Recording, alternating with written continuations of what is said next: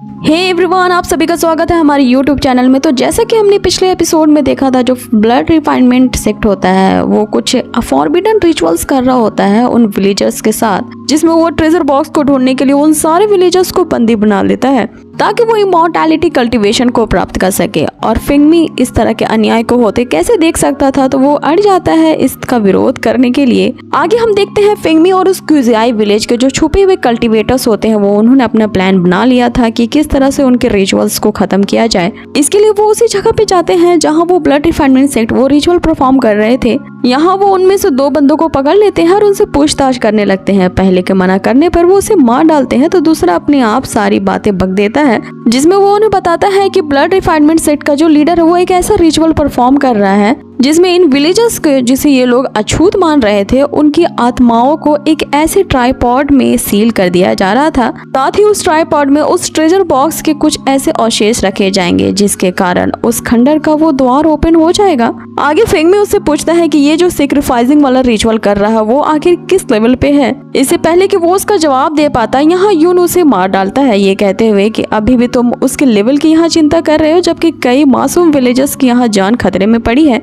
आगे फिंगमी उसी treasure box के अवशेष को लेकर उसी रिचुअल वाली जगह पहुंच जाते हैं जहां उस ट्राइपॉड में उन सारे विलेजर्स की जो स्पिरिचुअल सोल्स थी उन्हें लॉक किया जा रहा था। ये देख के यून यहाँ काफी ज्यादा डिस्टर्ब हो जाता है कि आखिर ये लोग विलेजर्स को किस तरह से यूज कर रहे हैं, जिसपे फिंगमी उसे बताता है कि अभी इन विलेजर्स की सिर्फ स्पिरिचुअल कॉन्शियसनेस ही बाहर निकली है, अभी भी इनमें जान बाकी है, और अगर हम इनकी बॉडी में इनकी स्पिरिचुअल कॉन्शियस को डाल दे तो बात बन सकती है और बहुत ज्यादा नुकसान अभी नहीं हुआ है। आगे हम देखते हैं कि वो रिचुअल आधा परफॉर्म हो चुका था और उस ट्राइपॉड में से 2 ड्रैगन बाहर निकलते हैं और वो जाकर के उस माउंटेन में टकरा जाते हैं, जिससे कि उस खंडर का दरवाजा जिसके बारे में ये लोग बात कर रहे थे वो ओपन हो जाता है। यहाँ उसका जो लीडर होता है वो अपने खास डिसिपल्स को उस खंडर के अंदर ले जाता है और बाकी के अपने सारे डिसिपल्स को यहाँ पे इस ट्राइपॉड पे नजर रखने को कहता है।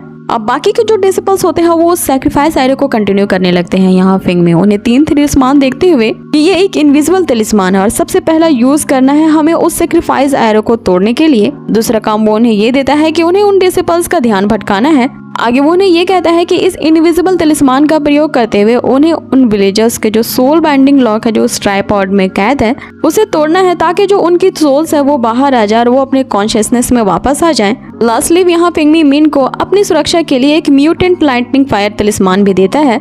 आगे फिंगमी अपने ब्लू विंग्स को एक्टिवेट करता है और एक बड़ा सा फॉर्मेशन क्रिएट करते ही सीधा अटैक करता है उस ट्राइपॉड पे, जैसे उनका जो सैक्रिफाइसिंग एरो होता है वो बिखर जाता है क्योंकि सारे डिसिपल्स इधर उधर हो जाते हैं। अब यहाँ इनके बीच एक अमेजिंग सी फाइट शुरू हो जाती है। उस ट्राइपॉड के गिरने से उसमें से सोल्स बाहर आने लगते हैं।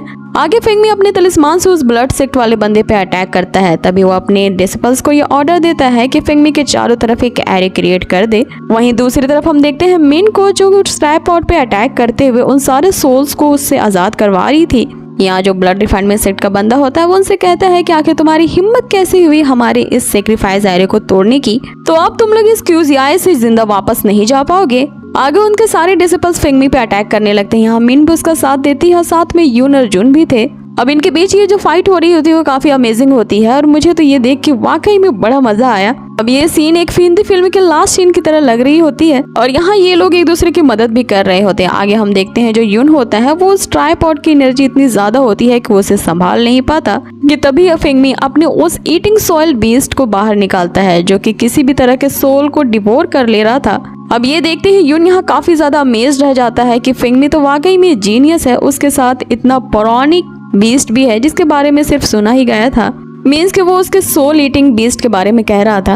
अब इस सोल ईटिंग बीस्ट को देख के यहाँ वो ब्लड सेक्ट का बंदा समझ जाता है कि ये और कोई नहीं बल्कि लुजवान सेक्ट का फिंगमी है। उसे देखते हुए बोलता है कि तुम कहीं वो स्पिरिट्स माइंड जीत कर अपने आप को फूला हुआ तो नहीं समझ रहे, और बच्चे ज्यादा उछलने की जरूरत नहीं है क्योंकि तुम अभी सिर्फ ची रिफाइनिंग के स्टेज पे ही हो, तो तुम्हारे लिए मुझसे फाइट करना काफी महंगा पड़ेगा क्योंकि मैं अभी फाउंडेशन बिल्डिंग के एस्टेब्लिशमेंट स्टेज पे हूँ। आगे वो उन्हें धमकी देता है कि अगर जिंदा बचना चाहते हो तो अभी कभी यहाँ से निकल जाओ, जिस पे यून उन्हें जवाब देता है कि तुमने अपने इस सेल्फिश डिजायर के लिए, जो कि इस डोर के रिफाइनमेंट के लिए था, तुमने इस तरह से विलेजर्स का यूज किया जो कि नेचर के कानून के खिलाफ है। तो मैं तुम्हारी इस हरकत को पूरे इस दाइलैंग किंगडम के सारे सेक्ट के सामने उजागर कर दूंगा और तुम लोगों को देखो मैं कैसे एक्सपोज करता हूँ। जिसपे वो बंदा एग्रेसिवली फेंगमी पे अटैक करता है, जिसे यहाँ इन दोनों के बीच फिर से फाइट शुरू हो जाती है। इसी दौरान फेंगमी के पास जो ट्रेजर बॉक्स का जो अवशेष होता है वो गिर जाता है। अब यहाँ फेंगमी से थोड़ा वीक हो जाता है, जिसका फायदा वो बंदा उठाता है और अपने उस ट्राइपॉड में अब इस फेंगमी की स्पिरिचुअल एनर्जी को एब्जॉर्ब करने लगता है।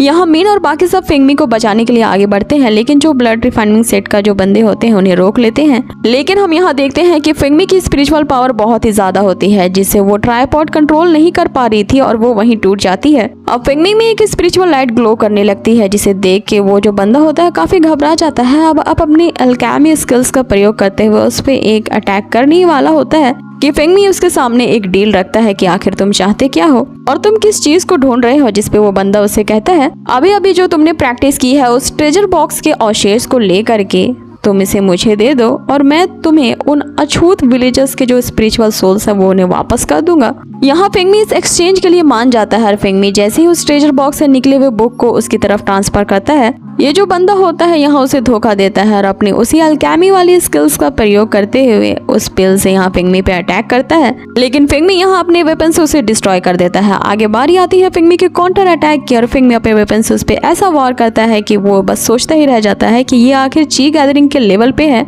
तो इसमें फाउंडेशन बिल्डिंग के स्टेज के मिड लेवल पे इसकी स्ट्रेंथ आखिर क्यों मुझे लग रही है। तो आखिर ये किस तरह की प्रैक्टिस करता है कि इसमें इसकी स्ट्रेंथ इतनी हाई लेवल की है। जिससे फेंगमी यहाँ उसे जवाब देता है कि ऑफ कोर्स मैं जो यहाँ प्रैक्टिस करता हूँ वो तुम्हारे हथे कभी नहीं लगेगा। और ऐसा कहते हुए वो उसे दूर फेंक देता है, जिसपे वो बंदा एकदम चिढ़ जाता है और उसे कहता है कि जब मैं ये प्रैक्टिस खुद आजमा नहीं सकता तो जाओ तुम भी इन लोगों के साथ डिस्ट्रॉय हो जाओ और जाके हेवन में इसकी प्रैक्टिस करना। आगे वो वहाँ पे बहुत ही जोरदार अटैक करता है, जिससे वहाँ एक बहुत ही बड़ा ब्लास्ट होता है और सिर्फ धूल ही धूल हमें नजर आती है। और जैसे ही वहाँ धूल छटती है वहाँ पे हम फेंगमी को वैसे ही ग्लो करता हुआ देखते हैं और बूम, यहाँ हमारा एपिसोड होता है फिनिश। सो गाइज आप लोगों को ये आज का एपिसोड कैसा लगा? और मैं नहीं माने तो मुझे तो ये फाइटिंग सीन देखकर बड़ा ही मजा आया। तो अगर आप लोगों को ये जरा भी अच्छा लगा होगा ना तो प्लीज इसे जरूर से लाइक कर दे। आप लोग वीडियो तो देख लेते हो पर लाइक नहीं करते हो यार, लाइक तो कर दो, क्योंकि आपके लाइक्स ही हैं जो मुझे और भी ज्यादा वीडियो बनाने के लिए मोटिवेट करते हैं। और साथ ही जाते हुए कह दो कि अगर आप मेरे चैनल पर नए हो तो इसी तरह की अमेजिंग वीडियो के एंटरटेनमेंट के लिए मेरे इस चैनल को कर दो सब्सक्राइब। मिलते हैं आपसे इसके नेक्स्ट एपिसोड में। Till then take care, bye.